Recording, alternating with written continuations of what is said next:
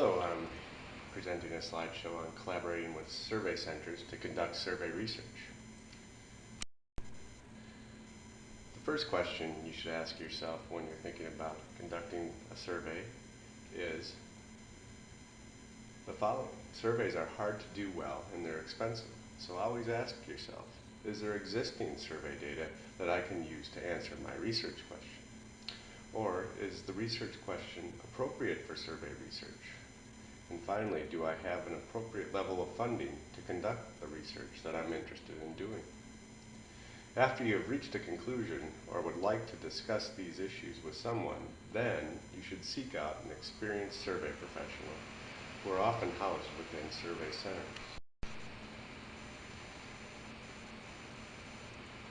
The first question that I posed at the beginning that you should ask yourself is there an existing source of data to answer my research question? In other words, do I actually need to conduct a survey, or can I just go get existing data to answer the question I'm interested in knowing more about? Good places to find existing survey microdata and documentation of those survey systems can be found at ICPSR at the University of Michigan. The web address for ICPSR is on the screen. Also IPUMS, IPUMS at the University of Minnesota, and the National Bureau for Economic Research, NBER, also has many data sets and very good documentation of those data sets. Survey centers can help you find and analyze these data sources as well if you are unable to find what you want or would like to know, but there's existing data. So survey data centers often don't just collect survey data, but they are often able to point you in the right direction of finding existing data and also help you analyze that data, as analyzing survey data often takes specific skills that are not universally available to folks and would be useful to work with people who know survey data. And the second question I posed at the beginning is your question appropriate for survey research? Is my research question appropriate to the methodology of survey research? Some work below and others do not. I have traffic lighted these in green and yellow and red. The green work well, the yellow somewhat more difficult, the red not likely to be answerable by surveys. The examples of questions would be, what proportion of the population visited a dentist in the past year? This is something you could ask someone, and theoretically they should be able to give you a good response to the question of, did you visit a dentist in the past year? Questions that may be a little harder to answer with surveys, but still possible, is why did a person visit the dentist in the past year? How does behavior influence the likelihood of a cavity crown or root canal or dental emergency? So asking questions about health behaviors that may be associated with those types of procedures or those types of need often are very hard to ask people about. For example, how often they may drink soda, or how often they may eat food that has high content of sugar, or how often do they brush their teeth. It gets to be quite very different. Do they floss, and what types of tools do they use for oral hygiene? These are all health behavior issues that would need to be data or information collected on to understand how behavior influences outcomes. The next question is, what proportion of the population is in need of dental services? This gets harder, you may want to define need as real need, so someone who actually has a cavity and needs it filled, or someone who has the perceived need that they know that they need to go in and see the dentist, but have not been able to go in, perhaps due to the expense associated with going to see a dentist. So you really need to understand what need is, and if need is a perceived need, you can ask about it. If it's a clinical need, it gets harder to know without doing a clinical examination, and that may be out of the realm of a survey. The next questions are very hard to answer using surveys, if not impossible, and that's why they're in red. What proportion of the population has a cavity and does not know it? What proportion of the population has gum disease? What proportion is at risk of experiencing serious pain due to an unmet dental need in the next year? All of these would require clinical examination of some sort. Not that it's impossible to do within the survey realm, but it's very expensive if you're going to have a clinical examination associated with your data collection. The next question I posed at the beginning is, do I have the appropriate level of funding to conduct a survey? To do a survey well is more expensive than most people think. I often use a guideline of a minimum of $50,000 is generally needed, and cost only goes up from there. I would consult the survey center about the costs of various components you are thinking of. I have seen survey costs range from anywhere from $20 per completed survey to over $2,000 per completed survey. This cost variance depends on the types of modes you're willing to use. For example, web or mail intercept surveys, where you just take people who are available to you and you don't care about having a representative sample of the population. On the low end, to a survey that has a biomarker collection associated with it, and also sending the specimens off to labs to have them processed and get the data back and make that all part of the existing survey system, and combining that with the answers on the survey that the respondent had. Those can be very, very expensive. And as we talked about earlier, some of the questions that are much harder to be answered by survey research may involve a clinical exam, which would drive that price up even higher. Researchers are often tempted to get surveys done cheaply by using graduate students and/or their own time. In general, I would resist this, as the quality of the work is often not reproducible and suffers. And science is based on the idea of replicability. And you need to make sure that your survey is up to the scientific standards and has the appropriate documentation. And so it's best to work with people who have experience conducting surveys and documenting those surveys in order to make sure your survey will make a contribution to the scientific literature. Basics on collecting survey data. We can ask people, it's important to remember that we can ask people about things they are likely to know. Which of the following will people be able to provide a valid answer to, do you think? Again, I have put these in green and red. Do you have dental insurance coverage? People should be able to answer that, although there are issues with knowing whether or not someone has dental insurance. It may confuse it with health insurance in general, but people are fairly accurate with these kinds of questions. Questions that people typically aren't good at answering would be, what is your premium for your dental insurance? Or what is your deductible? Perhaps someone who has reached their deductible or had to use a deductible would know, but people who don't or haven't would not.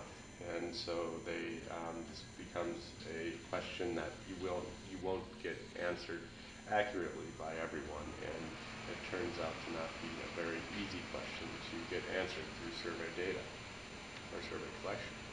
How much did your last dental visit cost in total? That may not be something they know. They may know, though, what their total out-of-pocket expenses were for their last dental visit. You could ask them about that, but they may not know the total, especially if they have insurance. And the total could vary by what was billed to the insurance company versus what would have been billed to an individual who doesn't get the discount that the insurance company gets. So it's a very confusing concept. But most people could probably give you an idea of what the out-of-pocket expenses were for their last dental visit or the last dental visit of their children or spouse. During the last year, were you told you had a cavity or needed a crown or root canal? There again is a good example of a question that most people would be able to give you an answer to and would be answerable with surveys. Survey centers can help you set up the processes in addition to the questions that people can answer, that you can ask people that they can answer that we've just talked about. Survey centers can also help you set up the processes to link respondents to other sources of information. For example, results from a clinical exam, x-rays, digital image, or claims data themselves.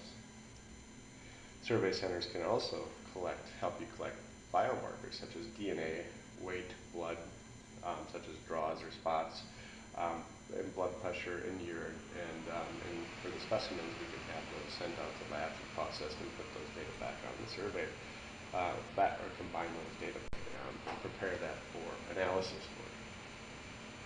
So why should you engage a survey center? Surveys may look simple, but many things look simple when you're looking at it from the outside. But survey centers know how to engage the potential sources of error. They've been through the process before. They know how to anticipate the problems that you're going to have and face, and they know how to minimize them and their potential impact, and also the potential impact of those errors on scientific inference. Survey centers know how to create the appropriate survey documentation and methodology reports, which are essential reference materials when writing up results for scientific audiences. These materials are absolutely essential to have as you're writing journal articles and or reports based off of your data and drawing scientific inferences. Survey centers also know how to look and analyze existing sources of survey data. We can do that in conjunction with the survey we conduct for you, or we can do that as a whole study in and of itself. That is just a study of existing sources, or we can compare some of the items that you would have on your survey that are also on other surveys to look to make sure that we're getting similar answers and that your survey that the survey centers helped you conduct is valid. Survey centers can foresee the problems that you will have and provide you with the appropriate counsel to make an informed decision about the trade-offs. And there's always trade-offs in surveys, and you need to have someone help you make those decisions about whether you should contact people the 16th, 17th, 18th time on the telephone to get a response, or should you replace that person who hasn't responded yet with a new telephone number and call it. It gets very, very expensive to recontact folks, and at some point you need to say, okay, I'm going to enter in a new piece of sample and try to contact that person.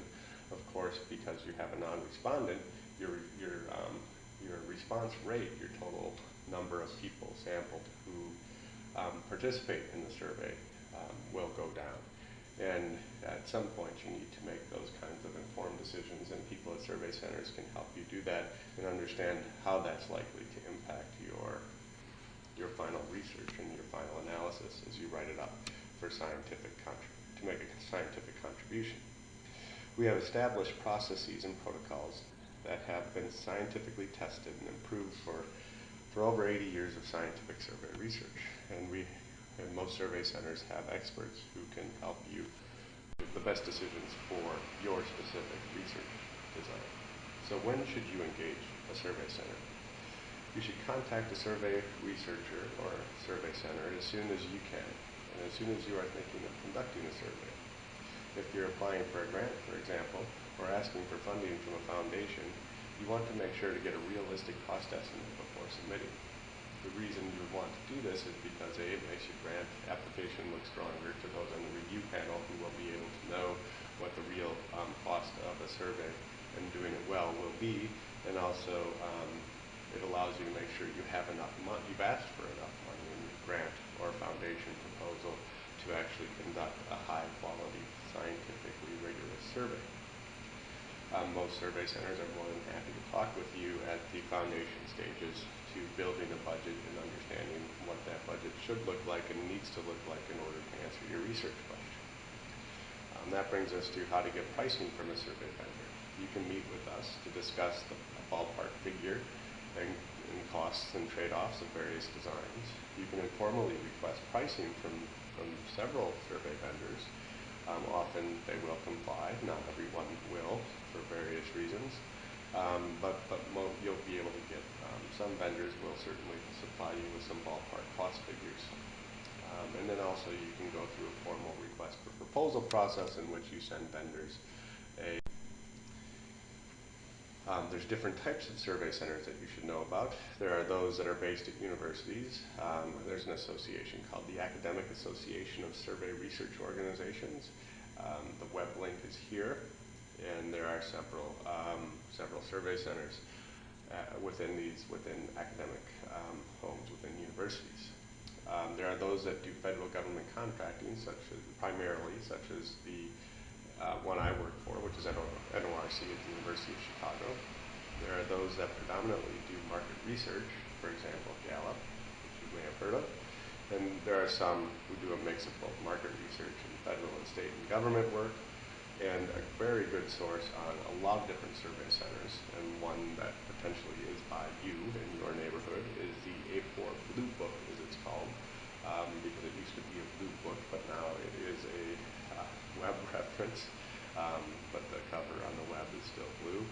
And you can find it at this web link. It has, A4 is the American Association for Public Opinion Research, and is the main scientific body that oversees survey research, and these are the vendors of which that are members of A4.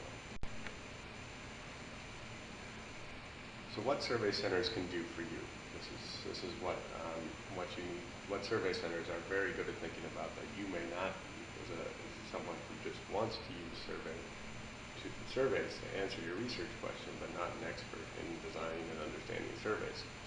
Survey centers can design a sample and a sampling plan for you, and know how to design an efficient sample and an optimum allocation of sample based on the resources or constraints that you provide for the survey center. So it's very important for you to engage with someone who knows how to do that early on, so that you understand how much sample you're going to need, what's the best way for you to draw your sample, and what are the various constraints and or trade-offs.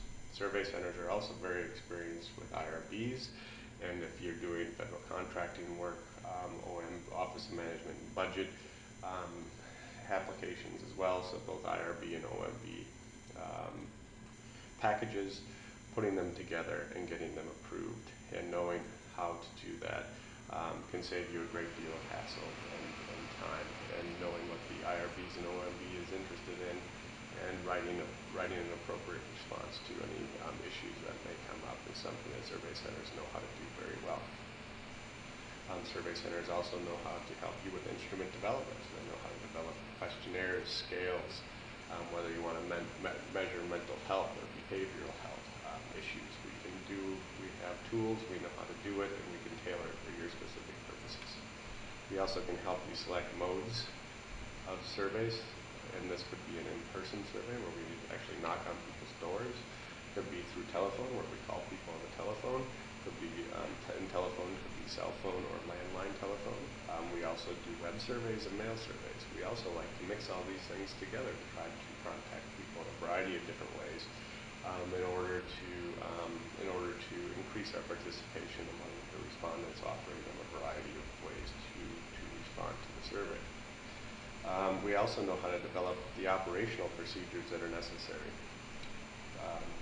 which are necessary to conduct high-end survey research, such as dialing landline and cell phones, mixing survey modes, for example, doing a survey that can be done either over the web or mail or both, or other variety of modes as well, such as telephone and in person, and also the collection of pair data, such as the number of phone calls that were made to a number. So how many attempts did you make to a specific number, the amount of time to complete a phone interview, and the number of surveys mailed out to a phone, for example. So you make more than one mailing, you make more than one attempt to get them to respond to the survey. You want to keep track of all that information so that you have it, and you could use it in your analysis to understand maybe what the difference was between the people who responded early, the people who responded later, to understand the people who you didn't get any response from relative to the people you did get responses from, to understand in a computerized instrument how long it took people to answer certain survey questions relative to other survey questions. Some questions are much more difficult to answer and take people longer periods of time. The computer automatically records this pair of data, and you can analyze in your analysis. What else can survey centers do for you? We can help you develop the best design for your research question so that you optimize the design. We can provide We also know how to conduct interviewer trainings. We can train interviewers if we're conducting a telephone or in-person survey to understand and lead people through the instruments. We can obviously interview the respondents and provide the interviewers to do that. We can prepare the data. We prepare data sets for analysis by editing inconsistent data, imputing missing data. If people refuse or don't answer, we can replace those values using statistical modeling techniques that are common within the survey research field. We can also develop coding schemes for open-ended responses that you may have in your survey. This helps a great deal so that we can take our experience in doing this kind of work to help you get to an analytic data file very quickly. We also know how to conduct disclosure limitation editing and review the data for threats to confidentiality, so we can make sure that you have a safe data set in which you can share with others or create a public use file, and it will not threaten the privacy of any individual respondent on the data file. We know how to edit the data file to make sure to take off the sensitive items, certainly the personally identifying information, and other pieces of information which may pose a threat to re-identification. One last slide of what survey centers can do for you. We can link data to other sources of data, such as claims, x-rays, digital images, enrollment data, environmental sources of data. We can prepare methodology reports for you in great detail, allowing you to document everything, the process of how we did everything, so that when you go through the report writing process or you write your book or journal article and you have reviewers ask you questions, well, did you conduct your interviews in Spanish and English? And you can't remember, we've written a methodology report so that you can go back and cite and reference and find out that, yes, we did conduct this interview in both Spanish or English. We also collect biomarker, can help you set up biomarker collection protocols, and we can also set up labs to process the specimens and put that data back onto the data files and then give it to you prepared for analysis.